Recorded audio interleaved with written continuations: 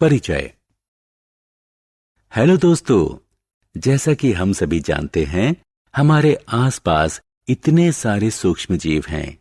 इन्हें कई समूहों में वर्गीकृत किया जाता है। इनमें से कुछ हमारे लिए उपयोगी होते हैं, इसलिए उन्हें मित्र कहा जाता है, जबकि अधिकांशतः नुकसानदेह होते हैं, अतः इन्हें दुश्मन या शत्रु कहा जाता है। अतः इस पाठ में हम इन सूक्ष्म जीवों की मित्र और शत्रुओं की प्रकृति के बारे में जानेंगे। अतः इस पाठ में हम इन सूक्ष्म जीवों की मित्र और शत्रु की प्रकृति के बारे में जानेंगे। उद्देश्य। इस पाठ के अंत में आप निम्न करने में सक्षम हो जाएंगे: सूक्ष्म जीव और इसके विभिन्न समूहों को परिभाषित करना, मित्रवत सूक्ष्म जीव और सामान्य मानवीय जीवन में इनके उपयोगों का वर्णन करना, हानिकारक सूक्ष्म जीवों का वर्णन करना, खाद्य परिरक्षण की विधियों की व्याख्या करना, नाइट्रोजन स्थिरीकरण और नाइट्रोजन चक्र की व्याख्या करना, सूक्ष्म जीव और उनकी आदतें। वरुण, फल के इस टुकड़े को मत खाओ, अब ये दूषित हो चुका है और तुम्हारे स्वास्थ्य के लिए हानिकारक है। लेकिन क्यों दीदी?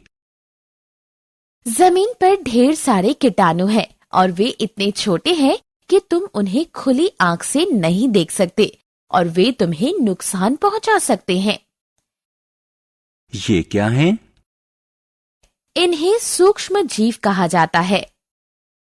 दोस्तों, आपको जानकर हैरानी होगी कि सूक्ष्म जीव खाना बनाने में हमारी सहायता कर सकते हैं और यही हमें बीमार भी बना सकते हैं। इसलिए इनके बारे में विस्तार से अधिक जानकारी प्राप्त करने से पहले आइए हम ऐसे सूक्ष्म जीवों और उनकी आदतों के बारे में जानते हैं। सूक्ष्म जीव या जीवाणु आकार में इतने छोटे होते हैं कि उन्हें खुली आंख या बिना किसी सहायक साधन के नहीं देखा जा सकता। इन्हें व्यापक स्तर पर 4 प्रमुख समूहों में वर्गीकृत किया जाता है। ये हैं जीवाणु, कवक, प्रोटोजोआ और शैवाल। विषाणु भी सूक्ष्म होते हैं। सूक्ष्म जीव विभिन्न वातावरणीय परिस्थितियों में जीवित रहते हैं। मित्रवत सूक्ष्म जीव और उनकी आदतें। प्रिय विद्यार्थियों, ये सूक्ष्म जीव व्यापक स्तर पर उपयोगी और हानिकारक सूक्ष्म जीवों में वर्गीकृत किए जाते हैं। अब हम सूक्ष्म जीवों के मित्रवत गतिविधि की विस्तार से चर्चा करेंगे। ऐसा ही एक मित्रवत सूक्ष्म जीव है खमीर। खमीर का उपयोग बेकिंग उद्योग और हमारे घरों में ब्रेड, केक, पेस्ट्री आदि बनाने के लिए किया जाता है। जीवाणु लैक्टोबैसिलस दूध से दही बनाने में उपयोगी है। सूक्ष्म जीव वाणिज्यिक और औषधीय क्षेत्र में भी उपयोगी हैं। उदाहरण के लिए अल्कोहल, बियर और शराब के व्यापक उत्पादन के लिए खमीर यानी यीस्ट का उपयोग डिस्टिलरी उद्योग में किया जाता है। कुछ अन्य जीवाणु प्रतिजैविक यानी एंटीबायोटिक और वैक्सीन बनाने में सहायक होते हैं। टीकाकरण कई बीमारियों में सहायक होता है, जैसे हैजा, क्षय, चेचक और हेपेटाइटिस। अब मैं आपको बताता हूं कि उपयोगी सूक्ष्म जीवों द्वारा प्रदान किए जाने वाले अन्य लाभ क्या हैं। कुछ जीवाणु और नीले हरे शैवाल वायुमंडलीय नाइट्रोजन स्थिरीकरण प्रक्रिया द्वारा मिट्टी की उर्वरा शक्ति बढ़ाते हैं। नाइट्रोजन स्थिरीकरण जीव वैज्ञानिक प्रक्रिया है जिसमें जीवाणुओं की सहायता से वायुमंडलीय नाइट्रोजन को अमोनिया में बदला जाता है।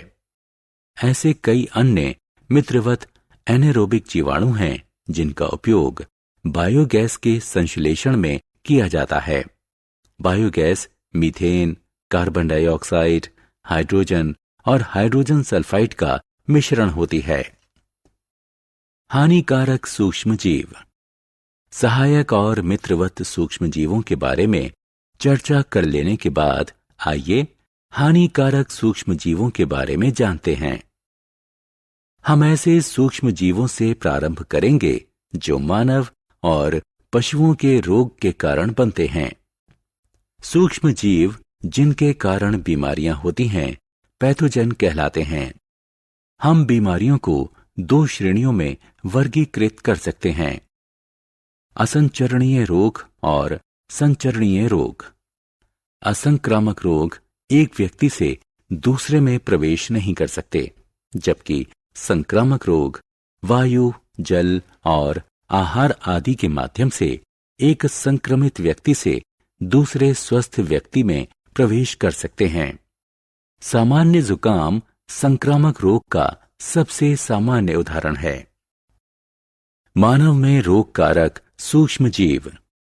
दोस्तों, हमारे आसपास पाए जाने वाले कुछ कीट और पशु पैथोजन के संवाहक के रूप में कार्य करते हैं।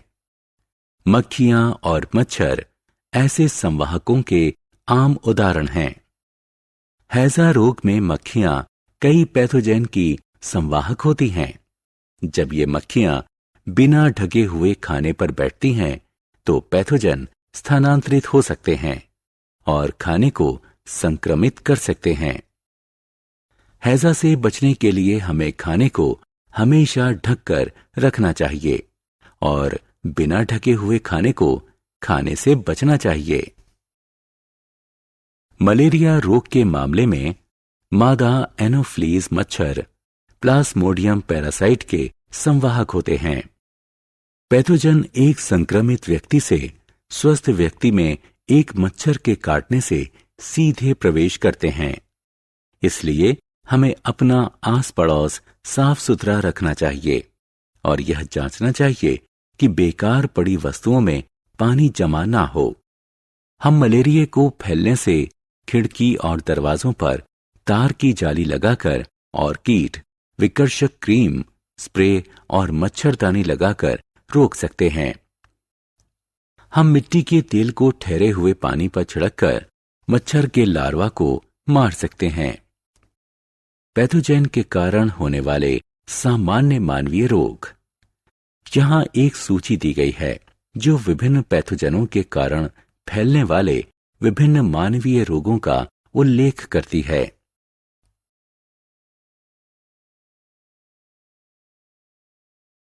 जंतुओं में रोग कारक जीवाणु। आइए अब अपने अगले विषय पर चलते हैं, जिसमें पशुओं में रोग पर चर्चा होगी। क्या आपने पैथोजन के द्वारा पशुओं को होने वाले किसी रोग के बारे में सुना है? एंथ्रेक्स और पैर तथा मुंह के रोग पशुओं के रोगों के आम उदाहरण हैं। एंथ्रेक्स बैसिलस एंथ्रेसिस के कारण होने वाला बैक्टीरियल रोग है, जो कि यह मवेशियों के पैर एवं मुंह में होने वाला रोग विषाणु के कारण होता है। पौधों में रोग उत्पन्न करने वाले सूक्ष्म जीव। आइए अब जानते हैं पौधों में होने वाले रोगों के कारणों को।